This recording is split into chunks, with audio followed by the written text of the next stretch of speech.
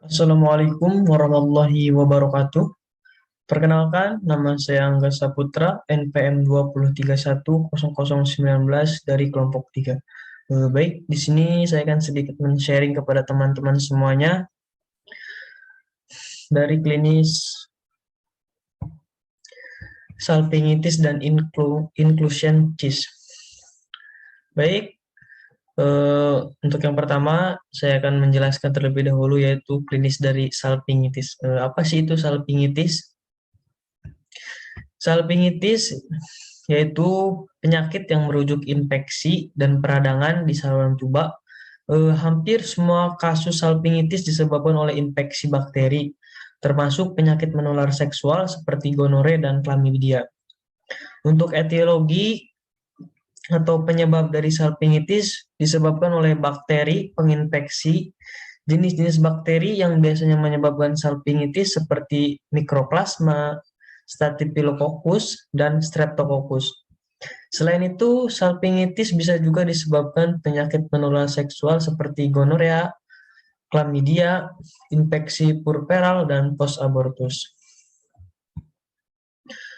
Dan untuk patofisiologinya, patofisiologi salpingitis akut umumnya melibatkan infeksi asedemis dari endoserpik atau ke mukosa tuba palopi. Salah satu mekanisme fisiologis pencegah terjadinya infeksi ascendens adalah dengan penghalang fisik dari serviks ke mukus. Terjadinya penyakit radang panggul atau PID akibat gonorea atau chlamydia umumnya lebih sering ditemukan pada fase proprelatif dari siklus menstruasi, yang menyebabkan mukus serviks lebih tipis dan terjadi kontraksi peristaltik dari uterus sehingga cairan bergerak ke arah sebaliknya. Tindakan yang melibatkan serviks dan uterus seperti pemasangan intrauterin depis atau IUD, terus juga ada biopsi endometrium serta dilatasi dan kuretase, yang dimana menyebabkan terganggunya peran serviks sebagai penghalang mekanik dan meningkatkan resiko salpingitis hubungan seksual dan menstruasi retrograd juga menjadi salah satu cara terjadinya infeksi ascendens.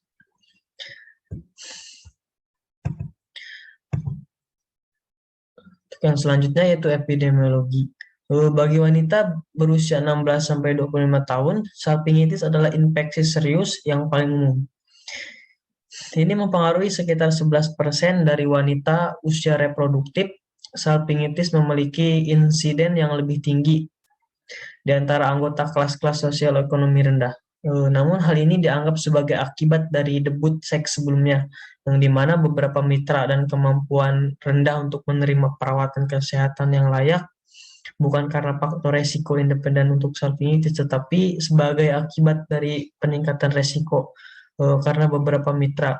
Untuk prevalensi salpingitis tertinggi untuk orang yang berusia 15 sampai 24 tahun.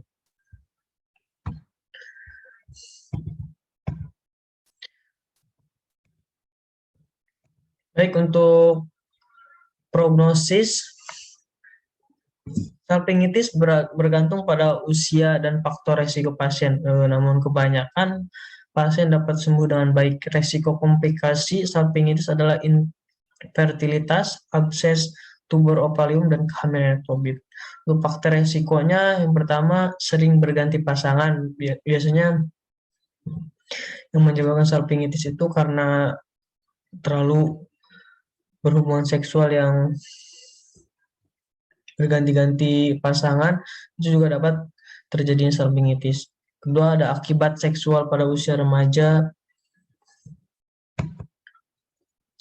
Yang ketiga, juga pernah menderita penyakit menular seksual sebelumnya.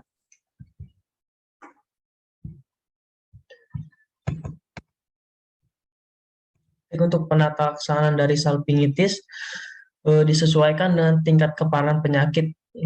Bisa juga dengan pemberian antibiotik, terus obat-obat tertentu, bahkan hingga operasi yang dapat disarankan oleh dokter untuk menyembuhkan salpingitis. Untuk pencegahannya, lakukan kegiatan seksual yang sehat, pemeriksaan kesehatan rutin pada diri Anda dan pasangan, Terus juga segera temui dokter jika Anda merasakan gejala radang panggul atau infeksi menular yang tidak biasa. Terus juga saling terbuka kepada pasangan, pertahankan kebiasaan kebersihan yang sehat, hindari atau pantang berhubungan seksual di beberapa saat khususnya setelah persalinan, pengguguran, aborsi, atau setelah melalui prosedur ginekologi lain. Untuk menjaga agar kondisi rahim tetap aman dari infeksi bakteri. Baik, untuk selanjutnya di sini saya akan menjelaskan tentang klinis dari inclusion cyst. Apa sih itu inclusion cyst? Inclusion cyst atau kista epidermoid adalah benjolan di bawah kulit yang tidak bersifat kanker. Secara fisik, kista epidermoid berwarna kuning kecoklatan serta berisi cairan kental yang berbau. Kista epidermoid merupakan benjolan yang jinak dan jarang menimbulkan masalah kesehatan. Namun, pada beberapa kasus, kista ini dapat mengganggu penampilan, terasa nyeri, pecah, atau bahkan menimbulkan infeksi. Untuk penyebabnya, terjadi karena penumpukan keratin, yaitu tumbuh sel-sel kulit mati terjebak di dalam kulit. Terus juga kondisi ini dapat dipicu oleh cedera pada kulit, ada juga infeksi HIV, terus juga jerawat, dan paparan sinar matahari yang berlebihan. Untuk patofisiologi dari inclusion cyst berasal dari sel epidermal yang mempenetrasi ke dalam kulit dan bermanipulasi membentuk dinding kista. Karena dinding kista dilapisi epitel gepeng yang bertingkat, lapisan keratin akan terakumulasi dalam kista. Permukaan dalam kista dapat berhubungan dengan permukaan kulit melalui orifisium yang berisi keratin yang disebut juga punctum. Karakteristik ini merupakan tanda khas kista epidermoid. Untuk epidemiologinya, ditemukan pada rentan umur yang luas, yaitu antara lahir hingga 72 tahun, tetapi mayoritas pada dekade ketiga dan keempat hidup.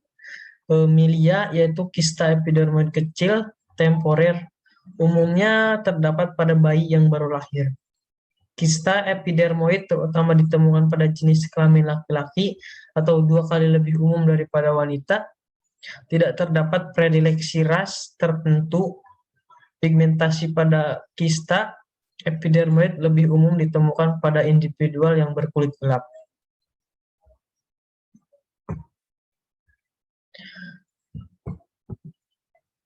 Baik, untuk faktor resikonya, orang yang terkena trauma kulit, infeksi HIV, jerawat, dan paparan sinar matahari yang berlebih, itu beresiko mengalami kista epidermoid.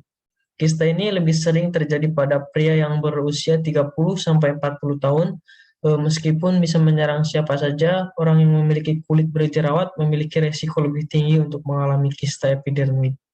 Untuk cara pengobatannya atau penata laksanaan, yang paling efektif adalah pengambilan kista melalui pembedahan. Jadi setelah operasi dilakukan hindari olahraga, kontak aktivitas berat pada saat perawatan luka setelah operasi, terus usahakan agar luka tetap kering, dan juga konsumsi makanan yang mengandung protein agar untuk menunjang jaringan baru agar cepat terbentuk. Luka perlu dibersihkan dengan cairan normal atau seperti cairan infus atau air bersih. Dan digunakan antiseptik yang mengandung iodin. Luka dibersihkan secara teratur jika kotor atau basah. Selain pembedahan, pengobatan dilakukan dengan cara injeksi, yaitu suntikan kortikosteroid ke dalam kista untuk mengurangi pembengkakan dan nyeri. Penggunaan laser juga dapat dilakukan untuk menghilangkan kista yang terinfeksi. Untuk cara pencegahan dari inclusion cyst, pertama melindungi kulit dari paparan sinar UV, dan yang dua bisa dengan jangan mengeluarkan kista sendiri agar tidak terjadi infeksi dan kekambuhan. Baik, mungkin cukup sekian penjelasan klinis dari inclusion cyst dan salpingitis. Kurang lebihnya saya mohon maaf. Saya akhiri. Wassalamualaikum warahmatullahi wabarakatuh.